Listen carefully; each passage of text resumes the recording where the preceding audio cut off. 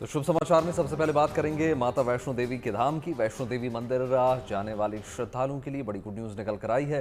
मां वैष्णो देवी की धार्मिक यात्रा 22 दिन बाद आज फिर से शुरू हो गई।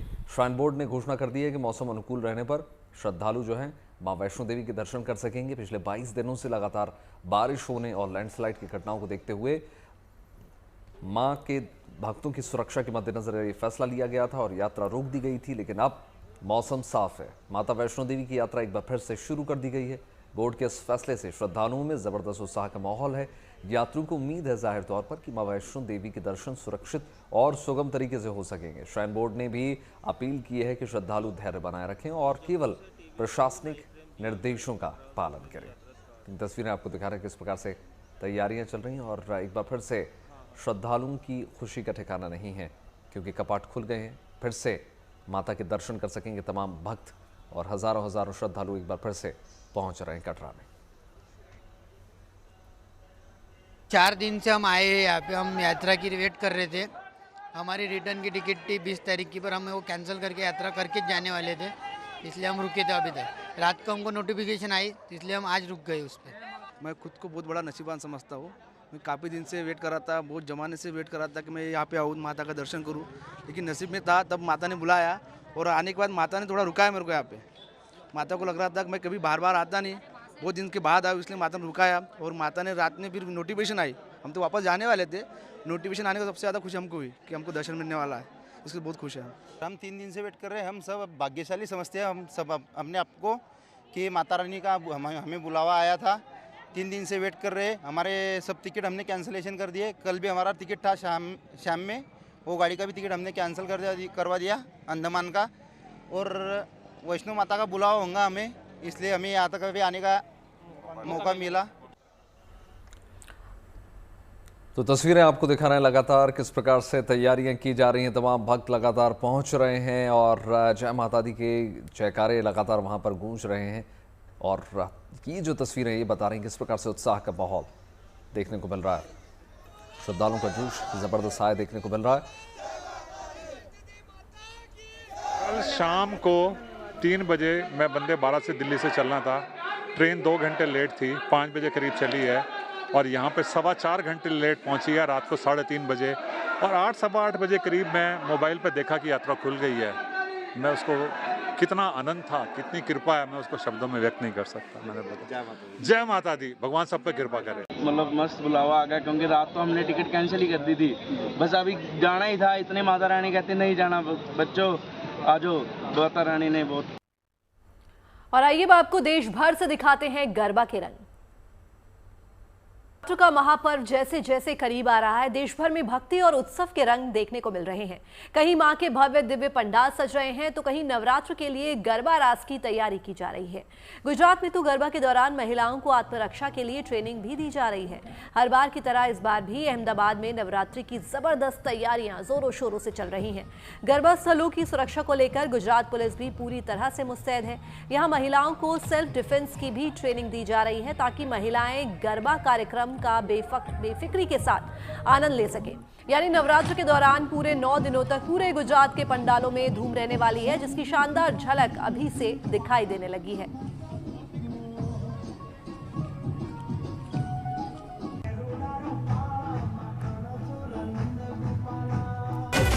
गुजरात के उत्सव की धड़कनों में बसा है गरबा। जब गरबा का उत्सव शुरू होता है तो गुजरात की रौनक देखने लायक होती है।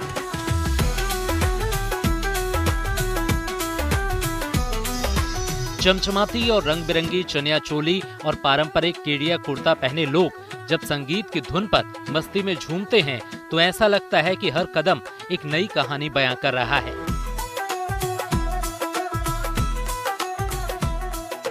यही है नवरात्रि का उल्लास, जहां गरबा की ताल पर पूरा गुजरात झूमता है। और यही है गुजरात की नवरात्रि, जहां मां अंबे की भक्ति के साथ गरबा का उल्लास हर दिल में समा जाता है।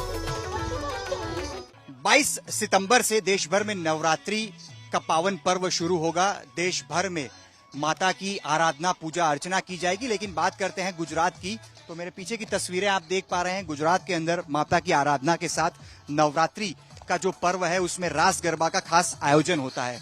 आप तस्वीरों में देख रहे हैं रंग बिरंगी केड़िया और जो चनिया चोली है वो पहनकर जो युवक और युवतियां हैं वो गरबे की प्रैक्टिस कर रहे हैं। गरबा का ये रंग सिर्फ नृत्य नहीं बल्कि परंपरा और संस्कृति की झलक है। पूरे गुजरात में इन दिनों नवरात्रि की धूम है, लेकिन अहमदाबाद के रंग तो अनूठे हैं। जगह जगह गरबा डांस की प्रैक्टिस हो रही है। रंग बिरंगे पारंपरिक लिबास में लोग गरबा का आनंद ले रहे हैं। इस उल्लास के पीछे महीनों की तैयारी होती है। 2 महीने पहले से ही ग्रुप प्रैक्टिस शुरू हो जाती है ताकि हर कदम एक जैसा लगे और हर चेहरा उत्सव का हिस्सा बन जाए।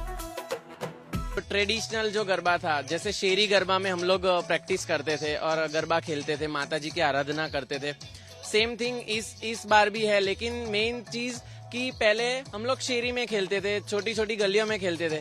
इस बार अभी ये ट्रेंड है कि युवा जो है, युवा धन, वो लोग हमारे पार्टी प्लॉट्स में गरबा खेलते हैं और ऐसे परिवेश में जो हमारा ट्रेडिशन है उसमें वो गरबा की प्रैक्टिस करते हैं और खेलते हैं। हम लोग भी गरबा पार्टी प्लॉट में भी खेलने जाते हैं और साथ में ट्रेडिशनल में प्रैक्टिस यहाँ भी करते हैं ताकि हम लोगों को कोई दिक्कत ना आए। वक्त के साथ गरबा का रंग भी बदल रहा है। अब गरबा खेलने का कोई एक स्टाइल नहीं बल्कि अलग अलग ट्रेंड्स हैं जिनसे गरबा का रंग और बढ़ता जाता है। पुराना गरबा है जो 1 ताली है, 2 ताली है, 3 ताली है, उस पे तो हम लोग प्रैक्टिस करते ही है। प्लस हम लोग इस बार मैंने जो कॉस्ट्यूम बनवाया है वो हमारा अहमदाबाद अभी वर्ल्ड फेमस हो चुका है। गरबा के रंग पारंपरिक रंग बिरंगी पोशाकों के बगैर अधूरे लगते हैं। महिलाओं के लिए घाघरा चनिया चोली तो पुरुषों के लिए खास गरबा परिधान होते हैं जिसे केड़िया कहा जाता है।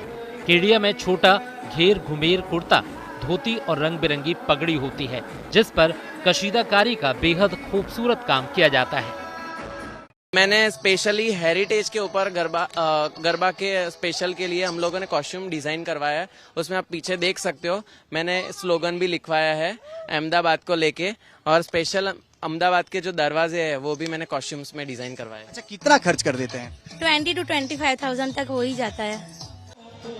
नवरात्रि का शुभारंभ होने में बस 4-5 दिन बचे हैं, लेकिन गुजरात में उत्सव का माहौल बन चुका है जहां मां की भक्ति और गरबा के उल्लास में हर चेहरा खुशी से दमक रहा है।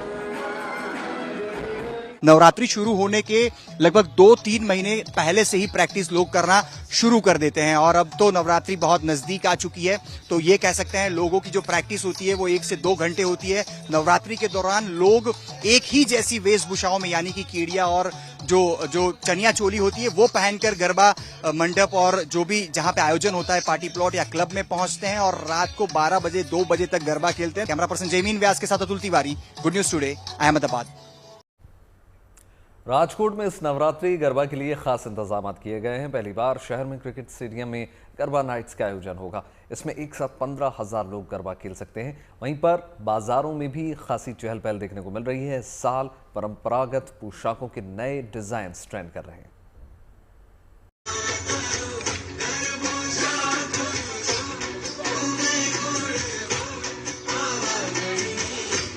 गुजरात का गरबा पूरी दुनिया में मशहूर है। नवरात्रि के दौरान मां अंबे की भक्ति का ये स्वरूप बेहद खास और मनमोहक होता है। हर साल की तरह इस बार भी नवरात्रि में राजकोट की रौनक देखने लायक होगी। यहाँ नवरात्रि के लिए खास तैयारियां की गई हैं। यहाँ पहली बार क्रिकेट स्टेडियम में नवरात्रि गरबा का आयोजन किया जा रहा है। इस साल नवरात्रि पर राजकोट का Madhavrao Scindia cricket ground garba night से गुलजार होगा। सुरभि ग्रुप यहाँ गरबा का आयोजन कर रहा है। इस ग्राउंड पर एक साथ 12 से 15,000 लोग गरबा खेल सकेंगे।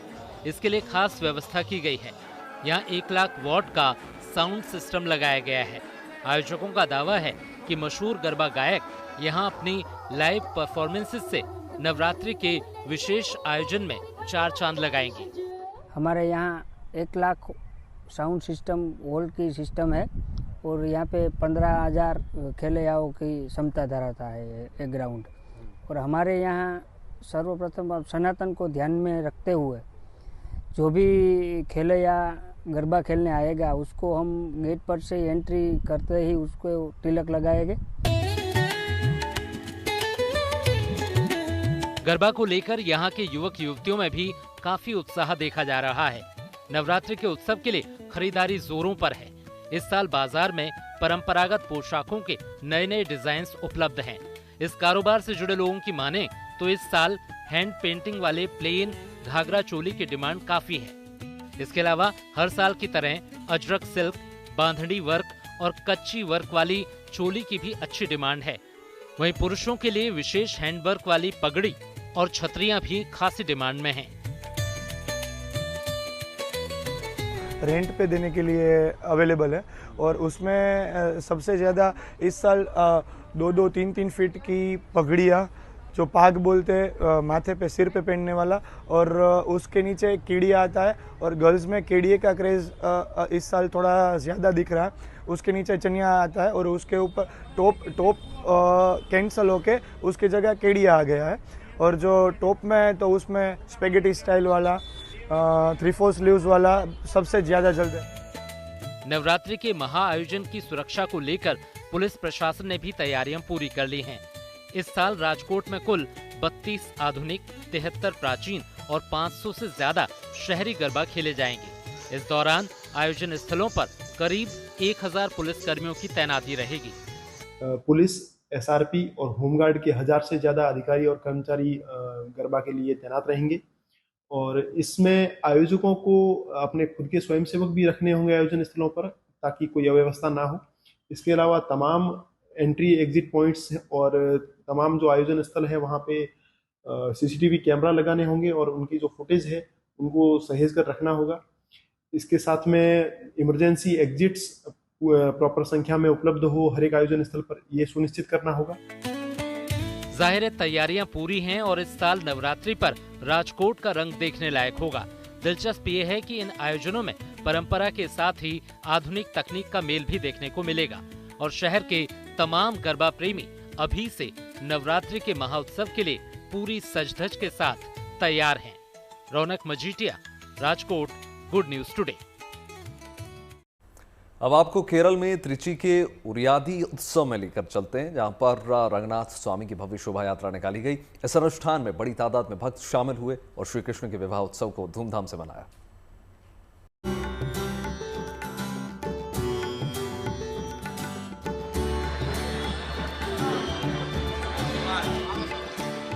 कावेरी नदी से घिरा श्रीरंगम शहर इस वक्त आस्था भक्ति से सराबोर है।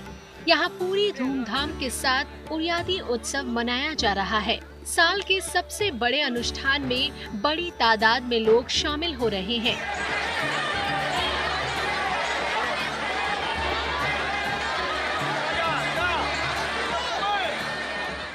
इस अवसर पर मंत्रोच्चार के साथ पूरे विधि विधान के साथ श्री हरि की नगर यात्रा निकाली गई।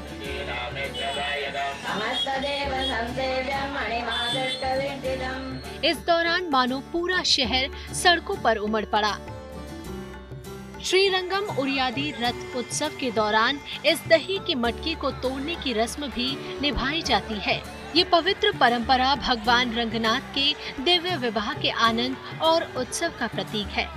परंपरा के अनुसार कृष्ण के चंचल स्वभाव का उत्सव मनाने के लिए दही की मटकी को प्रतीकात्मक रूप से तोड़ा जाता है। इसके बाद एक भव्य रथ में सवार होकर भगवान नगर भ्रमण पर निकलते हैं और बड़ी तादाद में लोग भक्ति भाव और पूरे उत्सव के साथ इस उत्सव का हिस्सा बनते हैं। Bureau report, good news today. आज दुनिया के पहले वास्तुकार और शिल्पकार माने जाने वाले भगवान विश्वकर्मा की जयंती है। मान्यता है कि विश्वकर्मा पूजा के दिन ही भगवान विश्वकर्मा का प्राकट्य हुआ था, इसीलिए इसे विश्वकर्मा जयंती भी कहते हैं। ऐसी मान्यता है कि भगवान विश्वकर्मा ने ही ब्रह्मा के साथ मिलकर ब्रह्मांड की रचना की थी। ये भी मान्यता है कि विश्वकर्मा जी ने ही देवताओं के अस्त्र शस्त्र का निर्माण किया है, इसीलिए हर साल इंजीनियर्स, आर्किटेक्ट, शिल्पकार, औद्योगिक मजदूर, कारीगर विश्वकर्मा पूजा करते हैं।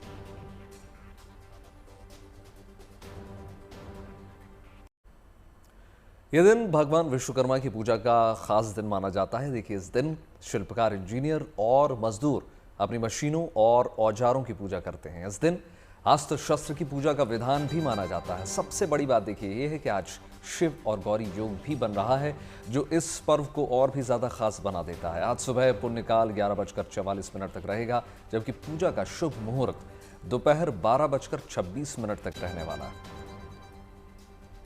और आइए आपको लेकर चलते हैं सऊदी अरब, जहां पर हमारी शान हिंदी एक बार फिर से छा गई।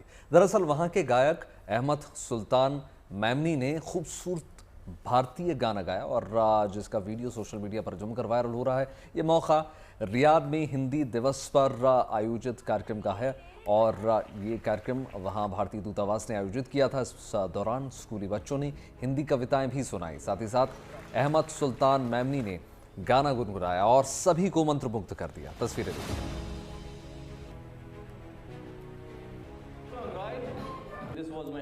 कभी नए पैकेट में भेजे तुमको चीज पुरानी, फिर भी दिल है हिंदुस्तानी, फिर भी दिल है हिंदुस्तानी। सिंग विद मी, दिल है हिंदुस्तानी, फिर भी दिल है हिंदुस्तानी।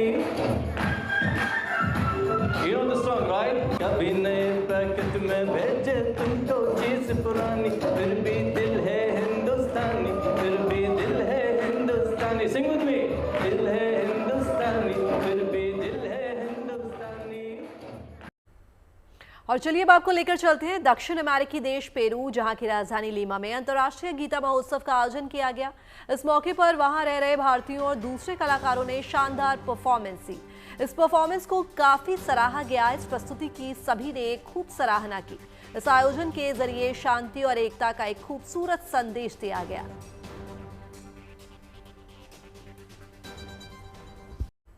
आज प्रधानमंत्री नरेंद्र मोदी का जन्मदिन है। देश भर में उनके समर्थक अलग अलग तरीके से, अलग अलग अंदाज में उन्हें जन्मदिन की बधाई दे रहे हैं। दिल्ली से वाराणसी तक, सूरत से झांसी तक बीजेपी कार्यकर्ता और आम लोग प्रधानमंत्री नरेंद्र मोदी के जन्मदिन का जश्न मना रहे हैं।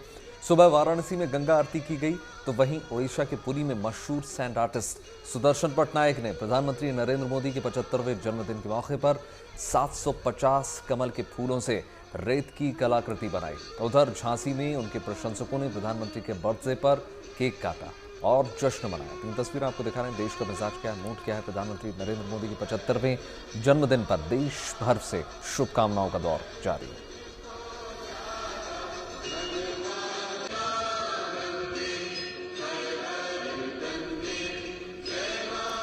प्रधानमंत्री का जन्मदिन देश भर में धूमधाम से मनाया जा रहा है। तस्वीरें आपको दिखा रहे हैं। उत्तर प्रदेश के वाराणसी में सुबह सुबह गंगा आरती की गई प्रधानमंत्री मोदी के नाम से और उन्हें जन्मदिन की बधाई दी गई। देखिए हाथों में किस प्रकार से आपको तिरंगे नजर आएंगे। प्रधानमंत्री मोदी की तस्वीर नजर आएगी। आरती के दौरान मौजूद लोगों ने अपने साथ प्रधानमंत्री की तस्वीरें हाथ में ली और लंबी उम्र की दुआ की।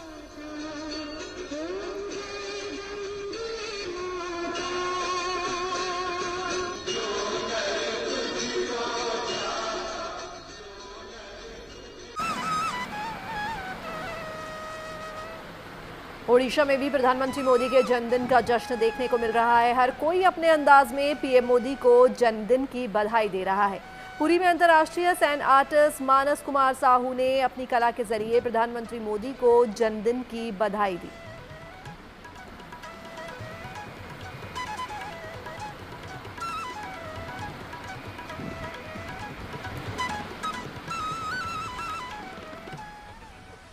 तो मशहूर सैंड आर्टिस्ट सुदर्शन पटनायक ने भी पुरी में समंदर किनारे रेत पर एक सुंदर कलाकृति बनाई और प्रधानमंत्री को जन्मदिन की बधाई दी।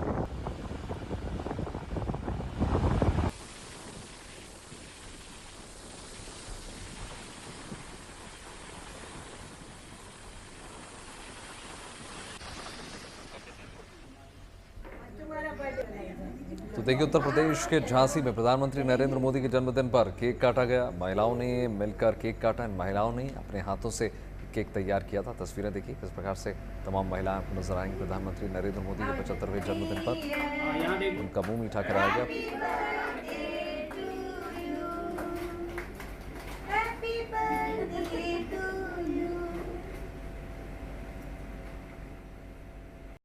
प्रधानमंत्री नरेंद्र मोदी को उनके जन्मदिन पर कई हस्तियां भी बधाई दे रही हैं। राष्ट्रपति और गृहमंत्री समेत कई लोगों ने उन्हें शुभकामनाएं दी। वहीं अभिनेत्री हेमा मालिनी ने भी प्रधानमंत्री मोदी को उनके जन्मदिन पर बधाई दी। Happy birthday Modi ji. आज आपके 75वें जन्मोत्सव पर मैं अपनी ओर से, अपने परिवारजनों और संपूर्ण ब्रजवासियों की ओर से हार्दिक शुभकामनाएं प्रेषित करते हुए भगवान श्री कृष्ण से आपके सुस्वास्थ्य और दीर्घायु की प्रार्थना करती हूँ। हमें आप पर गर्व है। वर्ल्ड बॉक्सिंग चैंपियनशिप में ब्रॉन्ज मेडल जीतने वाली पूजा रानी जब अपने घर भिवानी पहुंची तो परिवार ने उनका भव्य तरीके से स्वागत किया। पूजा ने घर पहुंचकर अपने माता पिता का आशीर्वाद दिया। इसके साथ ही दिन में पहले दिल्ली एयरपोर्ट पर बॉक्सिंग चैंपियन का फूल मालाओं के साथ भव्य स्वागत किया गया। तस्वीरें देखिए।